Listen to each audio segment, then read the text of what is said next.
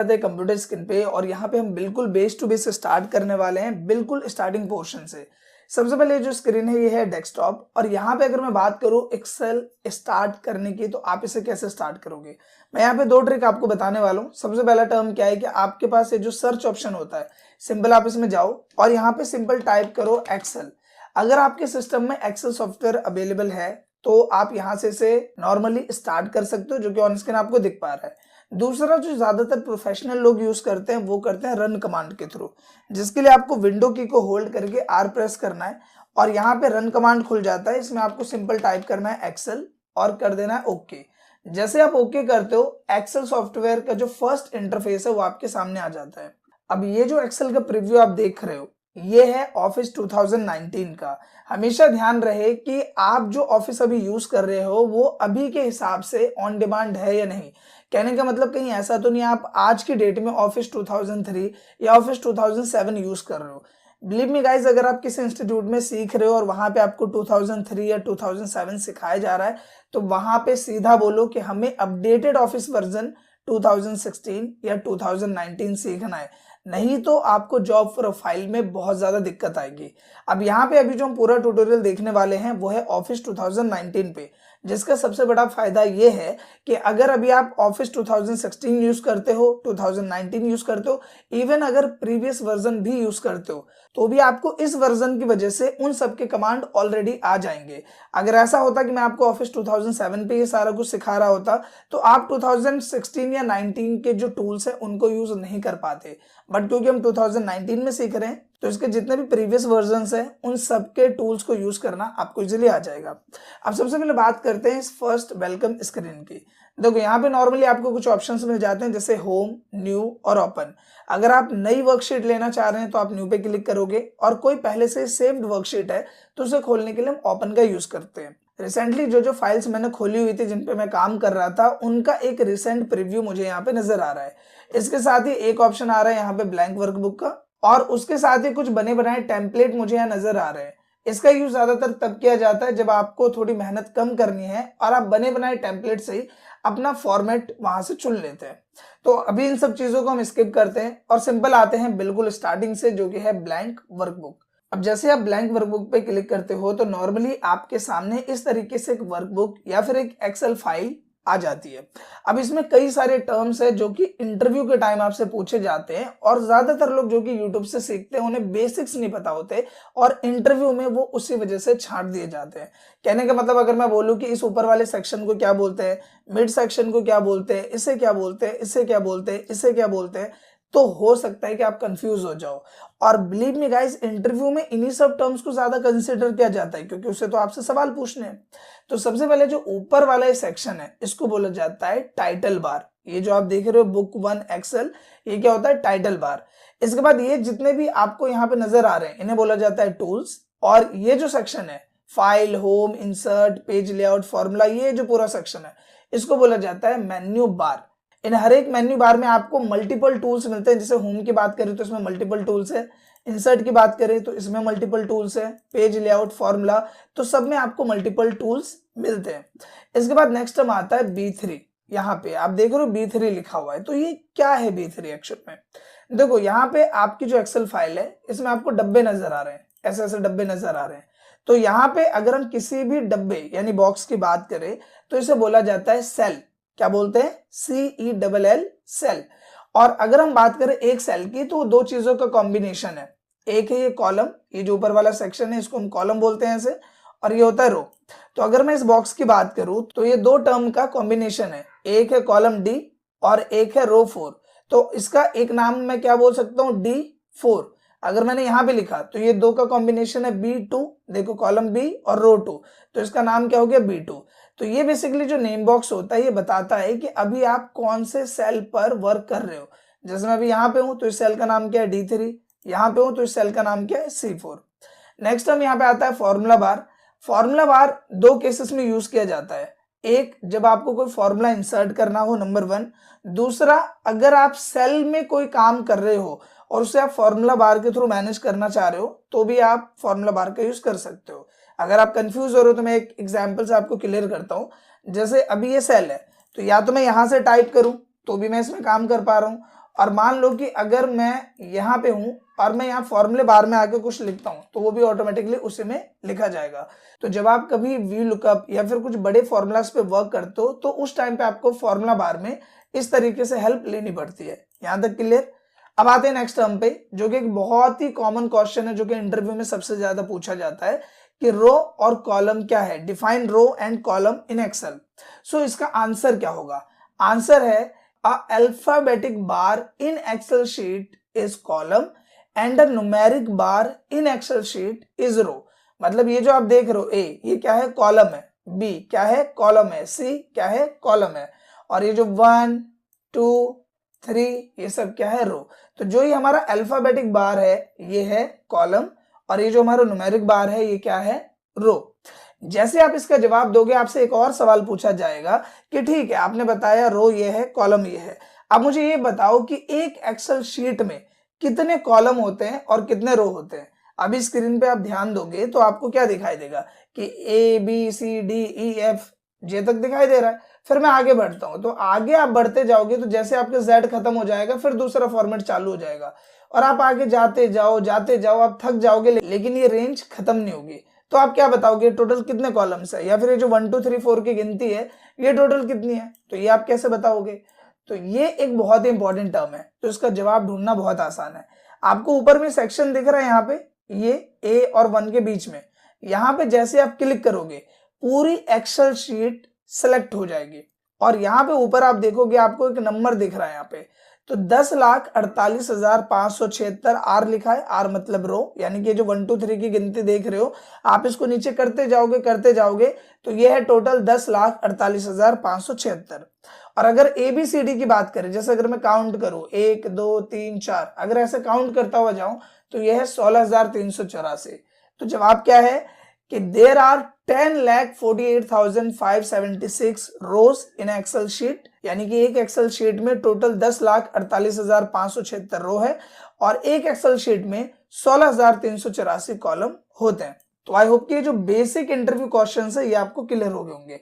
इसके साथ ही कुछ और भी टूल्स है जिनके बारे में आपको बता देता हूँ। ये है आपका वर्टिकल स्क्रॉल बार, जिसकी मदद से आप ऊपर नीचे जा सकते हो, और ये है आपका हॉरिजॉन्टल स्क्रॉल बार। इसके साथ ही यहाँ पे जूम स्लाइडर मिलता है जिसकी मदद से आप इसे छोटा कर सकते हो और आप चाहो तो बड़ा कर सकते हो। शॉर्टकट में करना है तो कीबोर्ड से कंट्रोल की को होल्ड करो और माउस के स्क्रॉल बार को ऊपर की तरफ करो।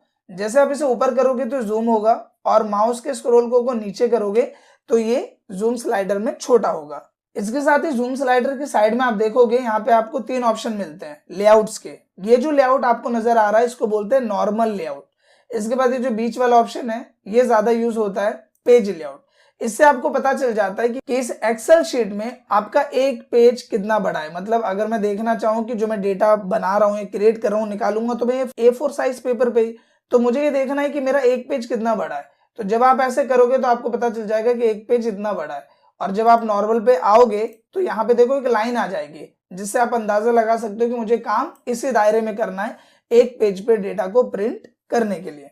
सो आई होप कि इतना बेसिक टर्म आपको क्लियर हो गया होगा। अब आते हैं सीधा प्रैक्टिकल सेक्शन पे, जहां पे सबसे पहले हम कवर करेंगे होम टैब से रिलेटेड टूल बार्स, जिनमें कुछ बेसिक भी होंगे और कुछ मोस्ट यूजफुल भी होंगे। तो सबसे पहले यहाँ पे किसी भी चीज को समझने के लिए हमें जरूरत होती है एक डेटा की, और ये डेटा भी मैं आपके सामने क्रिएट करने वाला हूँ ताकि इससे रिलेटेड कुछ बेसिक टर्म्स आपको क्लियर हो। जैसे यहाँ पे मैं लिखता हूँ नेम, सबसे पहले मैंने लिखा नेम। आप ज्यादातर लोग क्या करते हैं कि यहाँ पे माउस से यहाँ पे क्लिक करेंगे, आपको ये चीज नहीं करनी है। आपने यहाँ नेम लिखा, इसके बाद कीबोर्ड में होता है टैब की, आप टैब की प्रेस करोगे आप अगले वाले सेल में ऑटोमेटिकली शिफ्ट हो जाओगे। इसके बाद यहाँ पे हमने लिखा फादर्स, फिर हमने यहाँ पे लिखा नेम, टैब किया तो अब देखो आपको लग रहा होगा कि जो नेम है वो दूसरे वाले सेल में थोड़ा सा हिस्सा आ गया, तो बेसिकली वो है उसी सेल में। हमें अगर इसको पूरा देखना है तो यहाँ आना है हमें, आप देखो ऐसा सिंबल बनेगा, फिर आपको इसे सिंबल ड्रैग कर देना है, या फिर अगर आप इसमें डबल टैप करते हो 1 2 माउस से तो भी अपने आप एडजस्ट हो जाएगा। फिर यहाँ पे आते हैं हम, टैप किया है मैंने इंग्लिश, फिर टैप करूंगा मैं आगे वाले सेल में चला जाऊंगा हिंदी, फिर टैप किया मैथ, फिर टैप किया हमने साइंस, और फिर टैप किया हमने यहाँ पे हमने लिख दिया सिंपल SST। ठीक है, इसके बाद मैं कुछ नाम यहाँ पे लिख देता हूँ, जैसे मैंने लिखा राजेश, महेश, सुरेश, नरेश, हर्ष, निशान, मैंने कुछ नाम लिख दिए। फादर्स नेम लिख देते हैं हम यहाँ पे, mister Mohan, mister Sohan, mister Nishant, mister जय, मिस्टर कबीर, मिस्टर अर्नव, हमने लिखा। अब मार्क्स डाल देते हैं हम यहाँ पे, तो हमने डाला 45, 65, 85, 74, 65। अब यहाँ पे नॉर्मली आप देख पा रहे हो कि मैंने एक डेटा प्रिपेयर किया हुआ है, लेकिन क्या ये डेटा आपको स्टाइलिश या अट्रैक्टिव लग रहा है? नहीं लग रहा। तो ज्यादातर क्या होता है कि जो हमारा एक बेसिक फॉर्मेट हम क्रिएट करते हैं उसमें हमें जरूरत पड़ती है होम टैब के इस फॉन्ट सेक्शन की और इस अलाइनमेंट सेक्शन की। सबसे पहले तो मैं इस पूरे रेंज को ऐसे सेलेक्ट करता हूं। देखो ध्यान रहे, जब आप यहाँ पे जाते हो तो इस तरीके से प्लस का सिंबल आता है, आप सिंपली लेफ्ट क्लिक से होल्ड करोगे और जैसे इसे खींचोगे आगे की तरफ तो आप देखोगे ये पूरा का पूरा सेलेक्ट हो जाएगा। सेलेक्ट होने के बाद जब आप इस लाइन पे लेके जाओगे, देखो अभी सिंबल आ रहा है मोटा प्लस, जब मैं इस लाइन पे लेके जा रहा हूं तो ये डायरेक्शन सिंबल आ गया। उस केस में आप इसको पकड़ के अगर आपको इसे नीचे करना है तो आप इसे नीचे कर सकते हो, आगे करना है, पीछे करना है, पूरे डेटा को जहां आप रखना चाहते हो आप रख सकते हो। देखो ठीक है, इतना टर्म क्लियर। अब ये होने के बाद मैं इस ऊपर वाले एरिया में अपना हेडिंग देना चाहता हूं, तो मैंने इस पूरी रेंज को सिलेक्ट किया। सेलेक्ट करने के बाद यहाँ एक टूल मिलता है आपको जो कि होता है मर्ज। जैसे आप मर्ज पे क्लिक करोगे तो आप देखोगे ये पूरा का पूरा जो मल्टीपल सेल था वो एक सेल में कन्वर्ट हो गया है। आपने इसको सेलेक्ट किया। सेलेक्ट करने के बाद मैंने यहाँ पे लिखा अपना टाइटल जो कि है रिजल्ट। लेकिन आप यहाँ पे नोटिस करो कि ये जो रिजल्ट है वो आ रहा है नीचे, तो यहाँ पे आपको अलाइनमेंट ऑप्शन मिलते हैं जिसकी मदद से आप इसे बीच में, टॉप में, लेफ्ट में, राइट में, मिडल में जहां रखना चाहो रख सकते हो। मैंने यहाँ रखा। फिर हमें जरूरत है इसे थोड़ा बड़ा करने की, तो हमने इसे बड़ा कर लिया।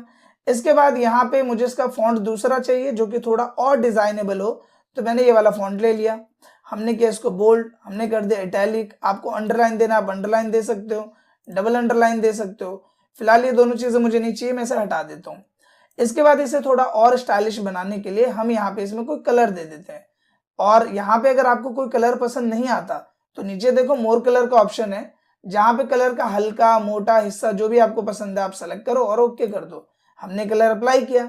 अब ग्रीन पे ब्लैक अच्छा नहीं लग रहा तो हम यहाँ पे जाते हैं और हमने कर दिया यहाँ पे व्हाइट कलर इस तरह से। फिर इस वाले एरिया को सिलेक्ट किया। सिलेक्ट करने के बाद यहाँ पे हम जाएंगे और इसका कलर करेंगे येलो, और जो इसमें टेक्स्ट है इसको हम कर देंगे बोल्ड। ये हो गया। अब ये होने के बाद हमने इस पूरी रेंज को सेलेक्ट किया और सेलेक्ट करने के बाद हमने इसमें अप्लाई कर दिया अलग अलग बॉर्डर। तो फिलहाल मैं अप्लाई करता हूं ऑल बॉर्डर, जिससे एक ही बार स्टाइलिश फॉर्मेट में अप्लाई हो जाए। अब आप देख सकते हो कि इन फॉन्ट के टूल्स की मदद से एक सिंपल दिखने वाले डेटा को मैंने कैसे अट्रैक्टिव फॉर्मेट में यहाँ पे रिप्रेजेंट कर दिया। आपके नंबर्स यहाँ पे लेफ्ट में आ रहे हैं तो हम इसको सेलेक्ट करते हैं और क्या करेंगे हम सेंटर अलाइनमेंट, ताकि ये बीच में आ जाए। और आप देख सकते हो कि डेटा प्रॉपर वे में यहाँ पे रेडी हो गया है। सो आई होप कि ये जो टूल्स है वो कुछ बेसिस पे आपको क्लियर हो गए होंगे। यहाँ पे कंफ्यूज हो सकते हो आप एक रैप टेक्स्ट को लेके, मैं इसका भी यूज आपको क्लियर कर देता हूँ। कई बार आप नोटिस करते हो कि हमें जगह कम चाहिए, मतलब फादर्स नेम में चाहता हूं कि इससे ज्यादा जगह ना ले, जो भी आए इसी में आए। अब नेम का एम तो आगे चला गया, तो मैं इसको सेलेक्ट करके कर देता हूँ रैप टेक्स्ट। रैप से क्या होगा, ये ऑटोमेटिकली उसी सेल के साइज के हिसाब से एडजस्ट हो जाएगा। फिर हमने इसको सिलेक्ट किया और हमने कर दिया यहाँ पे क्या टॉप अलाइनमेंट, और हमने किया सेंटर अलाइनमेंट। ये आ गया फॉर्मेट में। तो इस तरीके से आप रैप टेक्स्ट का यूज कर सकते हो अगर आप चाहते हो कि सेल में ही रो बड़ी हो जाए लेकिन डेटा आ जाए। आपने अपने 10th या 12th के सर्टिफिकेट्स वगैरह में भी देखा होगा कि फादर्स नेम इस फॉर्मेट में आता है। तो इस तरीके से हम इसका यूज करते हैं। सो आई होप कि इतना टर्म आपको क्लियर हो गया होगा। अब इसके बाद आते हैं नेक्स्ट टर्म पे जो कि है स्टाइल सेक्शन, जिसमें सबसे पहला ऑप्शन मिलता है कंडीशनल फॉर्मेटिंग। और ये बहुत ही ज्यादा इंपॉर्टेंट है और इसका यूज भी बहुत ही ज्यादा स्पेशल है। लेकिन इसे समझने के लिए हम किसी दूसरे प्रैक्टिकल का यूज करते हैं जिसमें आपको इसे समझना ज्यादा आसान हो जाए। तो मैं यहाँ पे आता हूँ अपनी दूसरी शीट पे और यहाँ पे आप देखोगे कि मैंने एक डेटा क्रिएट किया हुआ है बड़े सिंपल वे में, जहाँ पे कुछ सेल्समैन के नाम है, साथ ही यहाँ पे अलग अलग डिपार्टमेंट है जैसे ग्रोसरी, गारमेंट, इलेक्ट्रॉनिक्स। तीसरा टर्म है स्टेट, जिसमें अलग अलग स्टेट है, उत्तर प्रदेश, दिल्ली, बिहार, महाराष्ट्र, और उनकी सेल्स है। अब इनमें कई सारे सवाल आ सकते हैं। सबसे पहला सवाल यह आ सकता है कि मुझे सिर्फ उन लोग का डेटा देखना है जिन्होंने 30,000 से ऊपर की सेल की है। तो आप एक एक करके अगर चेक करोगे तो आपका काफी टाइम जाएगा। तो यहाँ पे कंडीशनल फॉर्मेटिंग का हम फायदा उठा सकते हैं। आप इसमें जाओ और सबसे पहला ऑप्शन क्या मिलता है आपको, हाईलाइट सेल्स रूल्स। इसमें सबसे पहला ऑप्शन है ग्रेटर देन, हमने इस पे क्लिक किया। और मैं यहाँ पे बोलता हूँ कि मुझे किसका डेटा देखना है, तो मैंने बोला कि सिर्फ उनका डेटा देखना है जो कि 30,000 से ज्यादा है। पर ये डेटा है किसका, सेल्स का। तो सबसे पहले आप यहाँ पे आओ और सेल्स वाली रेंज को पूरा सेलेक्ट करो। हम यहाँ पे कर लेते हैं इस पूरी रेंज को सेलेक्ट किया मैंने, और सेलेक्ट करेंगे, मैं थोड़ा सा छोटा कर देता हूँ इसे ताकि आपको देखने में आसानी हो। तो ये हमने किया छोटा करने के बाद मैं जाता हूँ कंडीशनल फॉर्मेटिंग में, हाईलाइट सेल्स रूल्स पे क्लिक किया और मैंने बोला ग्रेटर देन। और मैं क्या बोल रहा हूँ इसको कि सिर्फ उन लोग का डेटा देखना है जिन्होंने 30,000 से ज्यादा सेल किए। तो अब आप देखो उनका डेटा यहाँ पे एक कलर के साथ हाईलाइट हो गया है। आप चाहो इसका कलर चेंज करना तो कलर चेंज कर सकते हो यहाँ से। तो यहाँ पे देखो एक है राजेश, महेश, सुरेश, इन्होंने 30,000 से ज्यादा की सेल करी है।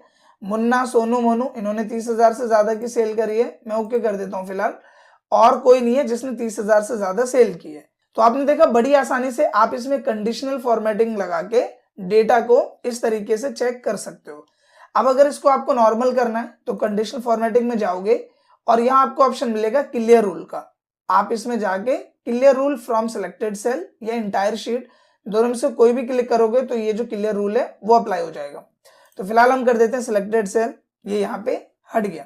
अब जैसे आपने देखा कि मुझे ये देखना था कि 30,000 से ज्यादा जिसने सेल करी है उसका डेटा आ जाए, उसी तरीके से मान लो आपसे ये बोला जाए कि भाई मुझे ये बताओ कि वो लोग कौन है जिन्होंने 20,000 से भी कम की सेल करी है, मुझे उन्हें जॉब से निकालना है। तो उसके लिए आप क्या करोगे, आप लेस देन में जाओगे। जाने के बाद यहाँ पे क्या करेंगे हम 20,000। जैसे मैंने 20,000 किया, आप देख रहे हो जिन जिन लोग का डेटा 20,000 से कम है उनका डेटा यहाँ पे हाईलाइट हो गया है। अब अगर इसे भी हमें हटाना है तो हम क्या करेंगे, हम यहाँ पे जाते हैं और कंडीशनल फॉर्मेटिंग में जाके क्लियर रूल किया और clear rule from selected cell हमने इस पे अप्लाई कर दिया। अब आते हैं नेक्स्ट टर्म पे जो कि है बिटवीन और इक्वल टू। बिटवीन का मतलब दो नंबरों के बीच में, मतलब अगर आपको ये देखना है कि 50,000 से 30,000 के बीच में कौन कौन लोग हैं जिन्होंने सेल किया तो आप बिटवीन यूज करोगे। अगर आपको कोई एग्जैक्ट वैल्यू देखना है कि मेरे को सिर्फ ये देखना है कि 50,000 की सेल किसने करी है, तो आप इक्वल टू डालो और उसमें जो भी वैल्यू डालोगे वो यहाँ पे आ जाएगा। तो ये बिटवीन और इक्वल टू ये आपका टास्क है, ये आपको खुद ही करना है। अब आते हैं नेक्स्ट टर्म पे, और टेक्स्ट दैट कंटेन्स, इसका क्या मतलब है। अब जैसे कि आपने देखा यहाँ पे डिजिट के बिहाफ पे, कि डिजिट के बिहाफ पे आप लुकअप कर रहे हो कि इसमें मुझे देखना है 30,000 से ज्यादा कौन है, 25,000 से कम कौन है। लेकिन अगर टेक्स्ट के बिहाफ पे देखे तो मैं बोलूं कि मुझे सिर्फ उनका डेटा हाईलाइट करना है जो कि ग्रोसरी डिपार्टमेंट है, या सिर्फ उनका डेटा हाईलाइट करना है जो कि दिल्ली डिपार्टमेंट है। तो आप क्या करोगे, पूरी रेंज को किया सेलेक्ट इस तरीके से, और सेलेक्ट करने के बाद यहाँ पे जाओ टेक्स्ट दैट कंटेन पे आप क्लिक कर दो। क्लिक करने के बाद आपको सिंपल यहाँ पे वो वैल्यू लिखना है। जैसे मुझे यहाँ पे लिखना है गारमेंट्स, कि सिर्फ गारमेंट्स का जो वैल्यू है वो हाईलाइट कर दो। तो आप देखोगे गारमेंट्स की वैल्यू यहाँ पे हाईलाइट हो गई है। सो आई होप कि टेक्स्ट दैट कंटेन का भी आप कैसे यूज करोगे वो आपको क्लियर हो गया हो। सो सिंपली हमने क्या किया, यहाँ पे गए और इस तरीके से हमें जो भी वैल्यू को ढूंढना है वो हमने यहाँ पे अप्लाई कर दिया। फिर क्लियर रूल में जाके इसे कर देते हैं। इसके बाद यहाँ पे डेट ऑकरिंग, अगर आपको किसी डेट को ढूंढना है तो सिंपल वो डेट डालो, वो डेट यहाँ पे आ जाएगी। डुप्लीकेट वैल्यू इंपॉर्टेंट है, पूछ लेते हैं कई बार इंटरव्यू में। जैसे मान लो आप जल्दी जल्दी टाइप कर रहे हो और आपने क्या किया कि यही वाला जो डेटा है वो गलती से दोबारा आपने यहाँ पे अप्लाई कर दिया, तो ये तो डेटा है थोड़ा सा, तो इसे पढ़ के चेक कर लोगे। लेकिन अगर आप कहीं जॉब करोगे, आपके पास डेटा है 2,000 लोग का, 500 लोगों का, तो आपका काम ऐसे बनेगा नहीं। तो आपको क्या करना है कि पूरे डेटा को सिलेक्ट करना है। हमने पूरे डेटा को सिलेक्ट किया, और अगर आपको माउस से सिलेक्ट करने में दिक्कत होती है तो सिंपल ऊपर में सिलेक्ट करो, कंट्रोल शिफ्ट की दोनों को दबा के रखना है। उसके बाद डाउन एरो की दबाना है, नीचे तक डेटा सेलेक्ट होगा, और राइट एरो की करना है, राइट में जहां तक डेटा फैला होगा वो सिलेक्ट हो जाएगा। इसके बाद सिंपल आपको कंडीशनल फॉर्मेटिंग में जाना है, हाईलाइट सेल्स रूल्स में जाके डुप्लीकेट वैल्यूज पे क्लिक कर देना है, और आप देखोगे जितने भी डुप्लीकेट वैल्यूज हैं वो यहाँ पे सिलेक्ट हो जाएंगे। बट ऐसे में हमारा काम बना नहीं, थोड़ा गड़बड़ हो गया, क्योंकि इसने हर रेंज में जो जो डुप्लीकेट वैल्यू उसको सिलेक्ट किया। तो हम क्या करेंगे, यहाँ पे सिर्फ इस नेम वाली रेंज को सिलेक्ट करेंगे। हम यहाँ पे कंट्रोल शिफ्ट करेंगे और डाउन एरो की किया, नीचे तक डेटा सेलेक्ट, और हम चेक करते हैं कि क्या इसमें कोई डुप्लीकेट वैल्यू है, क्या किसी का नाम 2 बार यूज हुआ है। तो हम यहाँ पे देख लेते हैं, डुप्लीकेट वैल्यू पे क्लिक करते हैं ओके। तो यहाँ पे राजेश है, तो राजेश 2 बार यूज हुआ है, एक ये राजेश, एक ये राजेश, और इनका डेटा हम चेक कर लेते हैं, तो ये भी सेम है, ये भी सेम है, मतलब ये एक डुप्लीकेट वैल्यू है। हर्ष का डेटा चेक करते हैं, तो देखो हर्ष ग्रोसरी महाराष्ट्र 15,000, हर्ष ग्रोसरी पंजाब। अब ये डेटा है महाराष्ट्र का, ये डेटा है पंजाब का, तो ये डुप्लीकेट वैल्यू नहीं है। तो क्योंकि ये डुप्लीकेट वैल्यू तो हम इसको क्या करेंगे, डिलीट। राइट क्लिक करो आप और यहाँ पे देखो आपको ऑप्शन मिलेगा एक डिलीट का, डिलीट में गए और ये पूरी रो हमको डिलीट करनी तो हम करेंगे एंटायर रो और हमने क्या, ओके। और राजेश का डेटा यहाँ से हम हटा सकते हैं। तो इस तरीके से आप डुप्लीकेट वैल्यू का यूज कर सकते हो। कंडीशन फॉर्मेटिंग में जाएंगे, क्लियर रूल पे क्लिक करेंगे और clear rules from entire sheet पे क्लिक कर देना है। आपका जो रूल इस पे अप्लाई हुआ है वो हट जाएगा। अब यहाँ पे नेक्स्ट टर्म है टॉप एंड बॉटम्स। अब इसका टर्म क्या है समझ लो। अगर आपको ये देखना है जैसे यहाँ पे 50 लोगों ने सेल करी है तो आपको देखना है टॉप 10 सेल्स कौन सी है, तो टॉप 10 आइटम। अगर परसेंटेज भी आप पे देखना है कि आपने कोई भी परसेंटेज डाल दिया, उस परसेंटेज में टॉप 10 कौन है तो वो हाईलाइट हो जाएगा। इसी तरीके से बॉटम, इसी तरीके से ये। तो ये आप खुद करके देखना। अगर आप कंफ्यूज होते हो तो इससे रिलेटेड पूरा डेडिकेटेड वीडियो चैनल पे अवेलेबल है, तो वैसे आप ये कर लोगे। लेकिन इनकेस आपको दिक्कत हुई तो भी इसका सॉल्यूशन मैंने आपको बता दिया। अब आते हैं नेक्स्ट टर्म पे जो कि है डेटा बार्स। ये इंपॉर्टेंट टर्म है। इसका एग्जांपल मैं आपको पुराने वाले प्रैक्टिकल में ही समझा देता हूं। जैसे हम यहाँ पे आए, हमने इस रेंज को सिलेक्ट किया, ठीक है। यहाँ पे जाते हैं और मैंने डेटा बार्स में जाके इस पे क्लिक किया। अब देखो हो क्या रहा है, जिसमें ज्यादा नंबर है उसमें देखो हाईलाइटिंग ज्यादा है। जैसे 88 है हर्ष मिस्टर कबीर का, तो हाईलाइटिंग ज्यादा है। और जिसमें कम मार्क्स है उसमें हाईलाइटिंग कम है। तो ये बेसिकली यूज किया जाता है जब आप डेटा प्रिपेयर करते हो कंपनी का और आपको डेटा को ऐसे दिखाना है कि भाई डेटा ये कम है, ये ज्यादा है, इसमें सेल कम हुई है, इसमें ज्यादा है। तो आप इस तरीके से डिजाइन अप्लाई कर देते हो as a part of format. वही सेम चीज इसमें भी है जो कि आप देख पा रहे हो। आइकन सेट्स में आप देख लो कि जिसमें सेल कम है उसमें डाउन एरो है, जिसमें सेल अप है उसमें अप एरो है, जो कि आप देख सकते हो। तो ये सिंपल टर्म था। मेन जो था वो पहला वाला था हाईलाइट सेल्स रूल्स, जिसका सबसे ज्यादा यूज होता है। सो आई होप कि ये टर्म आपको अच्छे से क्लियर हो गया होगा। अब बात करते हैं दूसरे टर्म की जो कि है फॉर्मेट एज टेबल। टेबल एक इंपॉर्टेंट टर्म है। टेबल के थ्रू आप डेटा को इजीली एनालाइज कर सकते हो और उसे एक अच्छे वे में रिप्रेजेंट कर सकते हो। कहने का मतलब जैसे ये हमारा एक डेटा है, हमने इसको सिलेक्ट किया, कंट्रोल शिफ्ट डाउन एरो की करेंगे, नीचे तक डेटा सिलेक्ट, राइट एरो की किया, राइट तक डेटा सिलेक्ट करने के बाद फॉर्मेट एज टेबल पे गए और यहाँ जाने के बाद जो भी आपको फॉर्मेट अच्छा लगता है, देखो मल्टीपल फॉर्मेट है, जो भी अच्छा लग रहा है आप उसको सेलेक्ट करो और कर दो ओके। जैसे आप ओके करोगे आप देखोगे कि उस पर फॉर्मेट अप्लाई हो गया है और टेबल से रिलेटेड जितने भी टूल्स है वो आपको मिल जाएंगे। फिलहाल इस पे जो कलर अप्लाई है मैं उसको नॉर्मल कर देता हूँ। यहाँ पे जाके ये किया तो टेबल से रिलेटेड जो कलर है वो यहाँ पे आ जाएगा। आप देखो अगर मैं इसको चेंज करता हूँ तो मल्टीपल ऑप्शन है मेरे पास, जो भी चाहिए वो ले लेते हैं। फिलहाल इसमें जो यूज होने वाला पोर्शन है मैं वो आपको समझाता हूँ। देखो अभी जैसे यहाँ पे आप देखोगे तो यहाँ पे डेटा है ग्रोसरी का, इलेक्ट्रॉनिक का, गारमेंट्स का, कई सारा डेटा है। तो जब आप इस पे क्लिक करोगे, ये जो ऑप्शन आपको दिख रहा है, क्लिक किया, इसमें आपको तीनों डिपार्टमेंट्स का ऑप्शन मिलता है, इलेक्ट्रॉनिक, गारमेंट, ग्रोसरी। मेरा सवाल ये है या आपके सीनियर का सवाल ये है कि मुझे सिर्फ और सिर्फ ग्रोसरी का डेटा देखना है। तो आप क्या करोगे, सेलेक्ट ऑल पे चेक है, इस पे क्लिक कर दो। जैसे क्लिक करोगे सब कुछ यहां से हट जाएगा और सिर्फ सिलेक्ट करो ग्रोसरी पे और कर दो ओके। अब देखो सबका डेटा यहां से गायब और आपके सामने सिर्फ किसका डेटा आ गया, ग्रोसरी का। तो अब आपको सीनियर को जो जो बताना है कि सर ग्रोसरी की सेल राजेश, हर्ष, ब्रजेश, कपिल इन लोगों ने की है और ये सेल्स इसका हुआ है। कितना आसान हो गया। और यहाँ पे हमें एक सिंबल दिख रहा है जिससे हमें पता चल रहा है कि फिल्टर हमने किस पे अप्लाई किया, डिपार्टमेंट पे। आप इस पे जाओ और जाने के बाद क्लियर फिल्टर पे क्लिक कर दो, ये पहले की तरह नॉर्मल हो जाएगा। सेम इसी तरीके से आपको स्टेट के बिहाफ पे देखना, आप इस पे गए और यहाँ जाने के बाद आपने सिंपल क्या किया, इस सिलेक्ट ऑल पे क्लिक और फिर यहाँ पे मैंने सेलेक्ट किया बिहार और किया ओके। तो सिर्फ और सिर्फ बिहार का डेटा यहाँ पे आ गया। फॉर्मेटिंग हटानी है, यहाँ पे जाएंगे, क्लियर फिल्टर करके हमने ओके कर दिया। इसके अलावा इसका एक और फायदा है। फायदा क्या है, जैसे सेल्स है तो सेल्स कहीं 50,000, कहीं 40,000। मान लो आपका ऑफिसर या सीनियर आपसे ये बोलता है कि भाई ऐसा करो कि सेल मुझे दिखाओ असेंडिंग ऑर्डर में, कि जिसकी सेल कम है उसका पहले आ जाए, फिर उससे ज्यादा, फिर उससे ज्यादा, फिर उससे ज्यादा। या फिर डिक्रीजिंग फॉर्मेट में दिखा दो कि जो उसने सबसे ज्यादा सेल किया वो टॉप में, उससे कम वो नीचे, फिर उससे कम वो नीचे, फिर उससे कम वो नीचे। मैं इसमें जाता हूँ, यहाँ पे देखो smallest to largest, largest to smallest. Largest to smallest करोगे तो जिन जिन लोगों ने सेल ज्यादा करी वो टॉप पे आ जाएंगे, फिर उससे नीचे, फिर उससे नीचे, फिर उससे नीचे, जो कि ऑन स्क्रीन आप देख पा रहे हो। अगर आपको उसको पहले के जैसा नॉर्मल करना है तो आपको क्या करना है, आपको सिंपल आना है टेबल डिजाइन में। यहाँ एक ऑप्शन मिलेगा आपको कन्वर्ट टू रेंज, आप इस पे क्लिक करो और कर दो यस। जैसे आप करोगे पहले की तरह नॉर्मल हो जाएगा। डेटा को आपको पूरा सेलेक्ट करना है इस तरीके से और यहाँ पे सेल स्टाइल में जाके आपको सिंपल नॉर्मल पे क्लिक कर देना है, पहले की तरह नॉर्मल हो जाएगा। या फिर अगर कोई डिजाइन आप अप्लाई करना चाहते हो तो वो आप यहाँ से अप्लाई कर सकते हो। अब यहाँ पे जैसे स्टाइल खत्म हुआ होगा, आप सबके दिमाग में आ रहा होगा अब हम करेंगे सेल टर्म। तो इसमें जो यूजेबल टर्म है, क्योंकि देखो एक्सेल में बहुत सारे टूल्स है, इतने टूल्स है कि 15-20 घंटे की भी वीडियो बना दी जाए तब भी उसका कोई ना कोई टूल छूटेगा ही।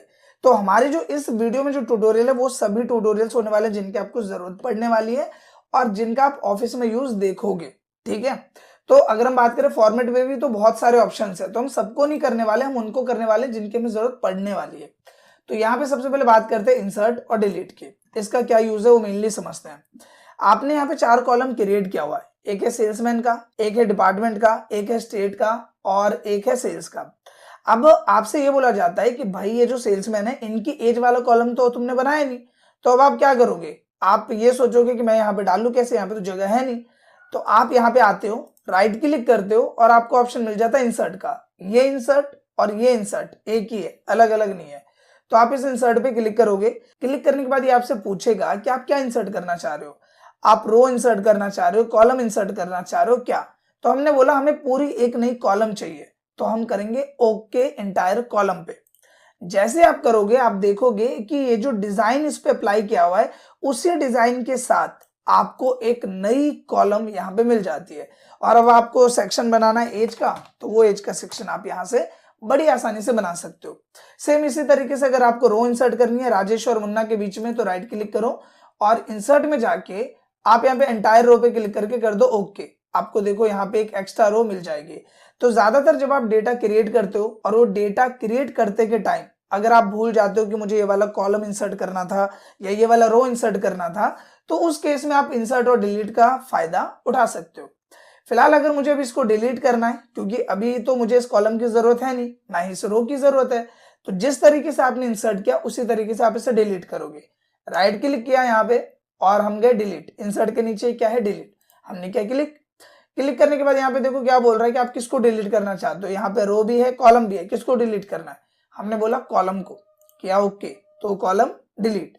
सेम इसी तरीके से मुझे इस रो को डिलीट करना है, तो मैंने क्या एंटायर रो और कर दिया ओके, और ये जो रो है वो यहाँ पे डिलीट हो जाती है। सो आई होप कि इंसर्ट और डिलीट वाला जो सेक्शन है वो आपको क्लियर हो गया होगा। शॉर्ट एंड फिल्टर की भी बात करें तो अभी जो मैंने आपको टेबल में फिल्टरेशन समझाया वही सेम टर्म होता है शॉर्ट एंड फिल्टर, और इसका यूज टेबल के टाइम में ही ज्यादातर किया जाता है, इसीलिए मैंने आपको टेबल के साथ इसका यूज समझाया। सो आई होप कि ये पोर्शन आपको अच्छे से क्लियर हो गया होगा।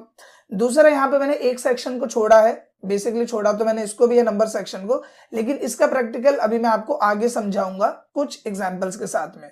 तो सबसे पहले यहाँ पे हम बात कर लेते हैं क्लिप बोर्ड में आपको ऑप्शन मिल जाता है cut copy paste format printer का। इसका यूज समझ लेते हैं। सबसे पहले तो मैं क्या करता हूँ कि इस पूरे को सेलेक्ट करके यहाँ पे मैंने कर दिया इसको नॉर्मल। इसमें देखो कोई भी फॉर्मेट अभी अप्लाई नहीं है।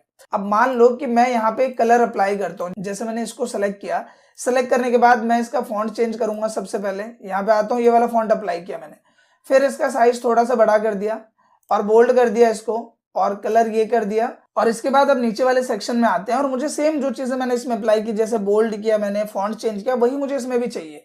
तो मैं क्या करूंगा, इसको सिलेक्ट करूंगा, फॉरवर्ड प्रिंटर पे क्लिक करूंगा और यहाँ पे देखो ब्रश आ गया। आपको इसे लेफ्ट क्लिक से होल्ड करके ड्रैग करना है। आप देखोगे वही फॉर्मेट इस पे भी अप्लाई हो गया है।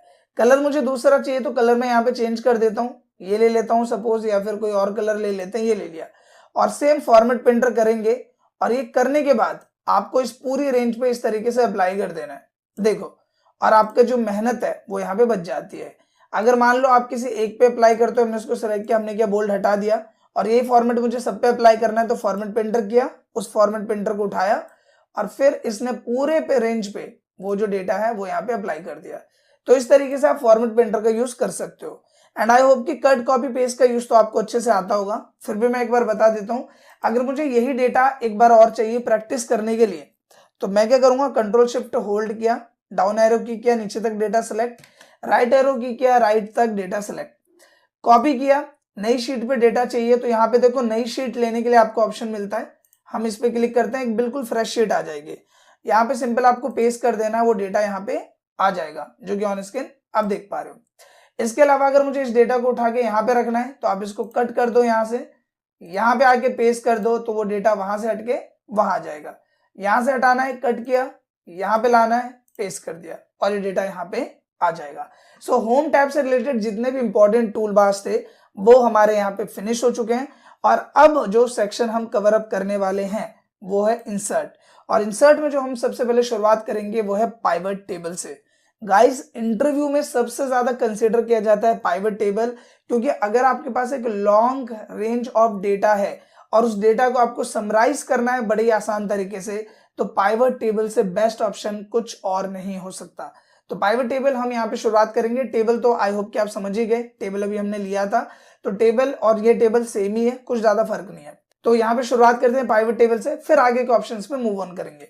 अब देखो, पाइवट टेबल इतना ज्यादा पॉपुलर या फिर इसका यूज इतना क्यों पड़ता है, पहले इस टर्म को हम अच्छे से समझ लेते हैं। नॉर्मली आप स्क्रीन पे देखो, यहाँ पे आपको डेटा नजर आ रहा है जिसमें एम्प्लॉय की ID, date, salesman, product, quantity, department, state, sales, काफी कुछ है। अब जब भी बात आती है इतने बड़े डेटा की, तो इस बड़े डेटा में काफी सारे पॉइंट्स आते हैं। जैसे मान लो आपका सीनियर आया, उसने बोला कि मुझे इतना सब कुछ नहीं चाहिए, मुझे सिर्फ एम्प्लॉय की आईडी, डिपार्टमेंट और उसने कितनी सेल्स की है, बस मुझे ये ही चाहिए। तो अब इतने बड़े डेटा में आप कैसे समराइज करोगे?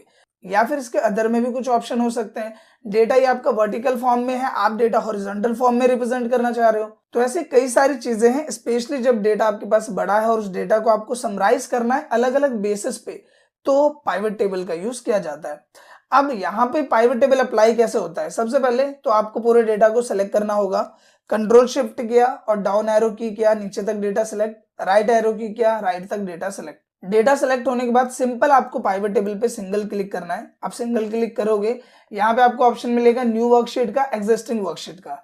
ये पूछ रहा है कि आप जो पाइवट टेबल इस डेटा पे अप्लाई कर रहे हो, ये इसी वर्कशीट पे अप्लाई करना है या फिर नई वर्कशीट पे करना है। तो हमेशा आप नई वर्कशीट पे अप्लाई करना। क्यों? क्योंकि ये डेटा आपका बैकअप है और नई वर्कशीट पे आप अप्लाई करोगे तो उसे अप्लाई करना भी आसान होता है और समझना भी आसान होता है। तो हम नई वर्कशीट पे क्लिक करके हम कर देंगे ओके। जैसे मैं ओके करूंगा, यहाँ पे ब्लैंक इस तरीके से शीट आ जाएगी। पाइवट टेबल का थोड़ा सा डेमो आएगा और एक आता है पाइवट टेबल फील्ड, कुछ इस तरीके से। और अभी तो मैंने इसमें थोड़ी सी यूज कर रहा था मैं इसी वजह से छोटा आ रहा है, नहीं तो आपके में इसे इस वे में आएगा अगर आप पहली बार यूज करते हो तो। अब इनकेस अगर मान लो ये गायब भी हो जाता है, जैसे आपने गलती से इस पे क्लिक कर दिया, तो अब आप सोचते हो ये आएगा कैसे? काफी लोग परेशान होने लग जाते हैं, आएगा कैसे? तो देखो, ये जो पाइवट टेबल वाला सेक्शन है इस पे क्लिक करना, आपको यहाँ पे पाइवट टेबल एनालाइज का टैब मिल जाएगा। यहाँ पे जाना और एक ऑप्शन मिलता है फील्ड लिस्ट का, इस पे जैसे आप क्लिक करोगे तो पाइवट टेबल फील्ड आपका आ जाएगा। अब एक चीज नोटिस करोगे, यहाँ देखो डेटा कितना बड़ा है और यहाँ पे हमारे पास डेटा है ही नहीं। क्यों? क्योंकि यहाँ पे डेटा हम अपने हिसाब से बनाएंगे। जैसे मान लो कि मुझे क्या क्या चाहिए, मेरा जो सीनियर है या सुपरवाइजर वो आता है मेरे पास और बोलता है कि भाई मुझे सिर्फ कुछ लिमिटेड चीजें ही चाहिए। तो सबसे पहले क्या चाहिए, तो मैं यहाँ पे करता हूँ एम्प्लॉय आईडी, जिसको मैं उठा के ले लेता हूँ यहाँ पे रोज में। तो मैंने एम्प्लॉय आईडी इसको लिया, रोज में देखो डेटा आ गया, ऐसे आ गया। इसके बाद उसने क्या क्या प्रोडक्ट सेल किया है, तो प्रोडक्ट सेल करने के बाद मैं ये प्रोडक्ट लेता हूँ और इसको भी ले लेता हूँ रो में। तो ये रो में लिया तो ये इस तरीके से आ गया। या फिर मैं ऐसा करता हूँ कि मैं इसको सेलेक्ट करता हूँ और सेलेक्ट करने के बाद रख लेता हूँ यहाँ पे, तो ये आ गया प्रोडक्ट सेक्शन। ऐसे देख रहे हो डेटा यहाँ पे अलग तरीके से है और यहाँ पे डेटा वैसा है जैसा मैं इसको बनाना चाह रहा हूँ। इसके बाद मैंने यहाँ पे ले लिया डिपार्टमेंट, तो डिपार्टमेंट को मैं उठा के रख लेता हूँ कॉलम में, तो वहीं पे डिपार्टमेंट भी आ जाएगा कि ये जो बैग है वो ये जो कॉलेज बैग है वो बैग डिपार्टमेंट का है। इतना हमने किया। इतना करने के बाद मैं क्या करता हूँ कि मैं इसके सेल्स को उठा के यहाँ डाल देता हूँ वैल्यू वाले सेक्शन में। अब मैं यहाँ पे डालता हूँ तो देखो ये आ गया क्या कि कॉलेज बैग की जो टोटल सेल है वो सिर्फ आईडी नंबर 1018 ने की है, जो कि टोटल है 1 लाख रुपए की। अगर हम बात करें कंप्यूटर की, तो कंप्यूटर की सेल की है 2 लोगों ने, एक है आईडी 1001 और एक है आईडी 1019। इस तरीके से अगर इस डेटा को और पोर्टेबल वे में बनाने की बात करें तो हमने प्रोडक्ट हटाया यहाँ से और हमने डाल दिया डिपार्टमेंट, तो ये थोड़ा और पोर्टेबल वे में आ जाएगा। कि बैग्स की बात करें अगर डिपार्टमेंट बैग की, तो इसमें टोटल सेल हुई है इतनी 1,65,000 की। अगर हम बात करें इलेक्ट्रॉनिक डिपार्टमेंट की तो उसकी टोटल सेल है इतनी। अगर हम बात करें गारमेंट की तो इतनी। और अगर हम सबके टोटल की बात करें तो वो है इतना 12,53,000 का। तो कुल मिला के अगर आप यहाँ देखो तो डेटा एक फिक्स पोर्शन में है, ना आप इसको आगे पीछे कर सकते हो, ना आप इसे समराइज कर सकते हो, कुछ नहीं कर सकते। तो अगर हम पाइवट टेबल की बात करें तो हम जैसा घुमाना चाहें डेटा को वैसा घुमा सकते हैं। जैसे कि आप देखो ये जो डिपार्टमेंट है, अगर मैं उसे उठा के रोज में डाल दूं तो डेटा ये कुछ इस तरीके से आ जाएगा। देख पा रहे हो आप, ये डेटा आ गया कुछ इस तरीके के फॉर्मेट में। और मैं डिपार्टमेंट को उठा के डाल दूं इस फिल्टर वाले सेक्शन में, तो यहाँ पे ये फिल्टर वाले सेक्शन में आ जाएगा, सारे डिपार्टमेंट का डेटा आ रहा है। मैं यहाँ पे जाता हूँ, मैंने बोला मुझे सिर्फ बैग का डेटा देखना है, बैग पे क्लिक किया, ओके किया, तो सिर्फ बैग का डेटा आ गया, वो भी टोटल के साथ। मैं इसको थोड़ा सा बड़ा कर देता हूँ, आपको देखने में आसानी होगी यहाँ पे। इसके साथ ही मैं यहाँ पे जाता हूँ, मैंने किया इलेक्ट्रॉनिक, मैंने किया ओके, तो सिर्फ इलेक्ट्रॉनिक का डेटा आ रहा है। मैंने किया यहीं पे जाके गारमेंट, तो सिर्फ गारमेंट का डेटा आ रहा है। तो यहाँ पे क्या है, आप डेटा को जैसे तोड़ना मरोड़ना चाहते हो आप उस तरीके से समराइज कर सकते हो। चाहे कितना ही बड़ा डेटा क्यों ना हो, आपका सुपरवाइजर आपसे जो भी कंडीशन दे, उन्हें फिल्टरेशन चाहिए आपने फिल्टरेशन दे दिया, उन्हें कॉलम में चाहिए आपने कॉलम में दे दिया, उन्हें रो में चाहिए आपने रो में डेटा दे दिया। तो जिस तरीके से आप डेटा दिखाना चाहते हो और जो जो चीजें दिखाना चाहते हो उस तरीके से आप इसे इजीली मैनेज कर सकते हो। और यहाँ देख पा रहे हो आप मल्टीपल कॉलम्स है, जिस कॉलम की जरूरत है उसको उठाया, जैसे मान लो स्टेट है, इसको उठाया, इसको हमने डाल दिया यहाँ पे कॉलम्स में, तो डेटा इस तरीके से यहाँ पे आ गया। इसको उठा के हमने डाल दिया रो में, तो ये डेटा यहाँ पे आ रहा है कि ये जो 1001 आईडी है वो कहाँ से, यूपी स्टेट से है। ये जो 3 आईडी है वो कहाँ से, दिल्ली से है। तो इस तरीके से आप शो कर सकते हो। आपको इसे हटाना है तो आप इसे सिलेक्ट करके ऊपर कर दो, ये हट जाएगा। इसी तरीके से जो सेल्समैन है, आप चाहते हो एम्प्लॉय आईडी के साथ सेल्समैन भी दिखे, तो आपने ये कर दिया, तो आईडी 1001 किसकी है, राजेश की है, 2 किसकी है, महेश की है। तो इस तरीके से आप पाइवट टेबल फील्ड का यूज कर सकते हैं। आई होप कि ये जो टर्म है पाइवट टेबल फील्ड का वो आपको क्लियर हो गया होगा और ये क्यों इंपॉर्टेंट है वो भी आपको समझ में आ गया होगा।